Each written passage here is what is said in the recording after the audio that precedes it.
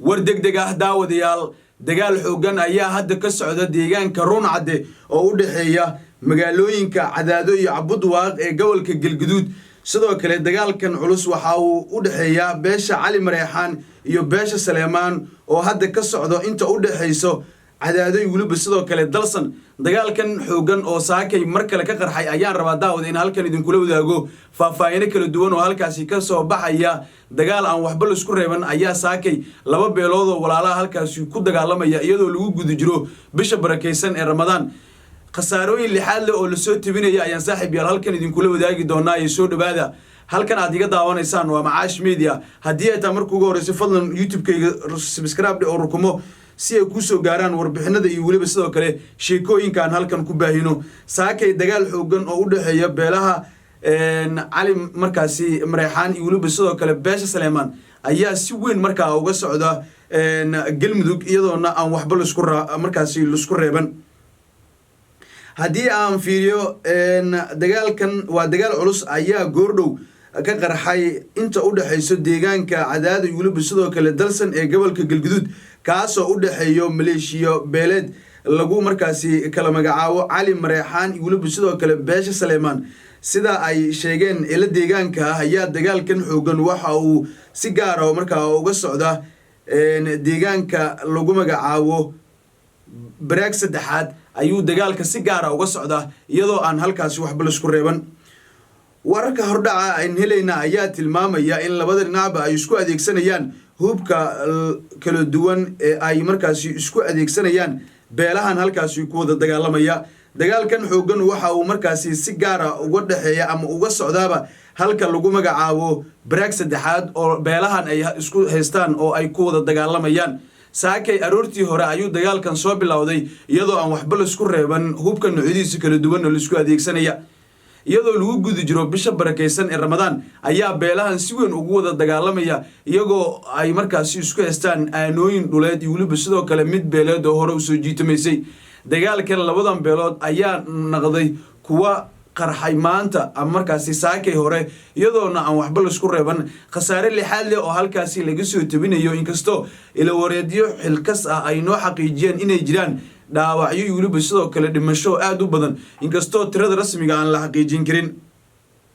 wararka hordhaca ayaa tilmaamaya in labada dhinacba ay isku adeegsanayeen hubka noocyadiisa kala duwan ayna ku jireen qoryaha darandooriga u dhaca iyo waliba sidoo kale hubka culus taasoo muujinayso in dagaalkan uu yahay mid si weyn ah isu abaabulan ama markaasi rasaas xoogan ay ka socoto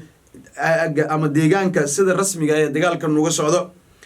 ilaha deegaanka ayaa inoo xaqiijiyay in dagaalkan uu sababay dhimasho iyo waliba sidoo kale dhaawac oo markaasi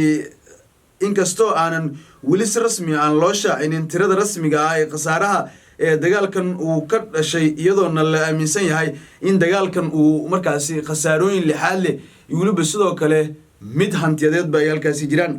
waxaa la soo sheegayaa in gaadiidka ay mari jiray wadada isku xirta Cadaado iyo waliba sidoo kale dalsan ay hakad galeen maadaama cabsi laga qabo in dadka deegaanka ama dadka wadadaasi isticmaala ay dhibaatooyin ka soo gaaraan xiisadan ayaa la sheegayaa in ay salka ku hayso muran hore oo la xiriira dhul iyo waliba sidoo kale aanooyin beeleed oo muddo soo jiitamayay gobolka Galgaduud ayaa marar badan wajahay dagaal beeleedyo soo noqday inkastoo aysan jirin dadaal nabadeed oo lagu xal gaaray dhowr jeer oo la qabtay shirar kala duwan ayaana heshiisyadan lagu qabtay magaalada Dhuusmareeb iyadoona ay gaareen maamulka Galmudug ay garwadeen ay ka hayeen iyo waliba sidoo kale odayaasha dhaqanka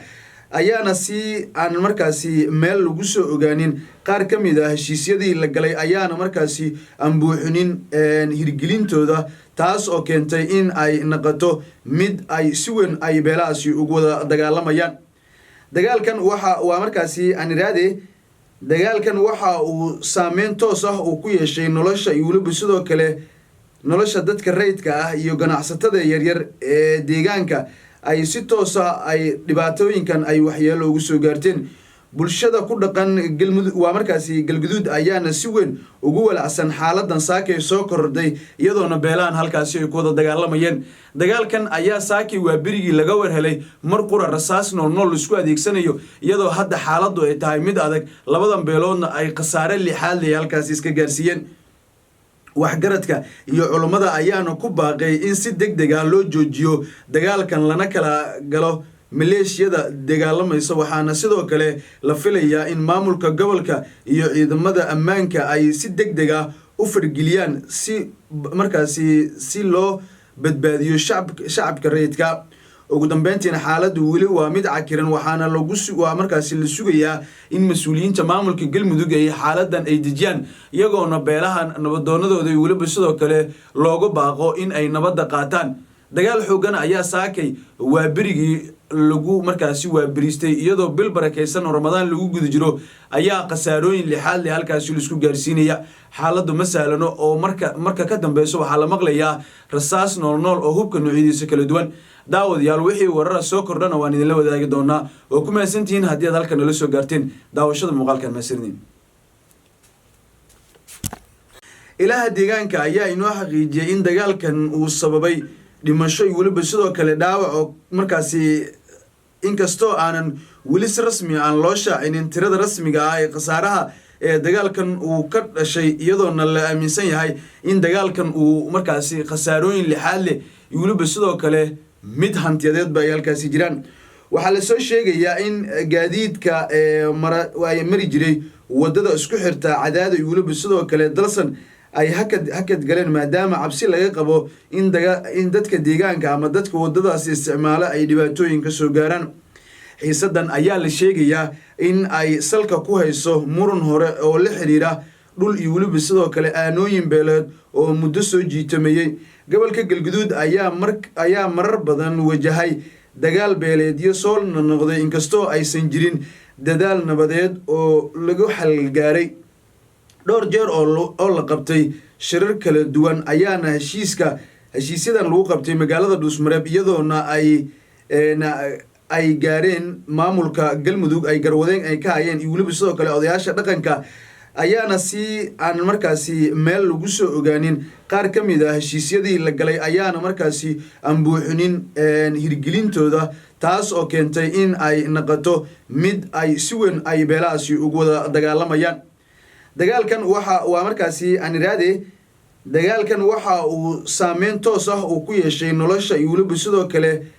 nolosha dadka rayidka ah iyo ganacsatada yaryar ee deegaanka ay si toosa ay dhibaatooyinkan ay waxyeelo ugu soo gaarteen bulshada ku dhaqan galmudug waa markaasi galguduud ayaana si weyn ugu walacsan xaaladan saakay soo kordhay iyadoona beelahan halkaasi ay ku wada dagaalamayeen dagaalkan ayaa saakay waa berigii laga warhelay mar qura rasaas nool isku adeegsanayo iyadoo hadda xaaladu ay tahay mid adag labadan beeloodna ay khasaare lixaad leh halkaasi iska gaarsiiyeen waxgaradka iyo culummada ayaana ku baaqay in si degdeg ah loo joojiyo dagaalkan lana kala galo maleeshiyada dagaalamaysa waxaana sidoo kale la filayaa in maamulka gobolka iyo ciidamada ammaanka ay si degdeg ah u fargeliyaan si markaasi si loo badbaadiyo shacabka rayidka ugu dambeyntiina xaaladdu weli waa mid cakiran waxaana waa markaasi la sugayaa in mas-uuliyiinta maamulka galmudug ay xaaladan ay dejiyaan iyagoona beelahan nabadoonadooda iyo weliba sidoo kale loogu baaqo in ay nabadda qaataan dagaal xoogan ayaa saakay waa berigii lagu markaasi waa beriistay iyadoo bil barakaysan oo ramadaan lagu guda jiro ayaa khasaarooyin lixaad leh halkaasi laisku gaarsiinaya xaaladdu ma sahlano oo marka ka dambeyso waxaa la maqlayaa rasaas nool oo hubka noocyadiisa kala duwan daawadayaal wixii warara soo kordhana waan idinla wadaagi doonaa oo ku mahadsantihiin haddii aad halkan nala soo gaarteen daawashada muuqaalkan mahadsanidin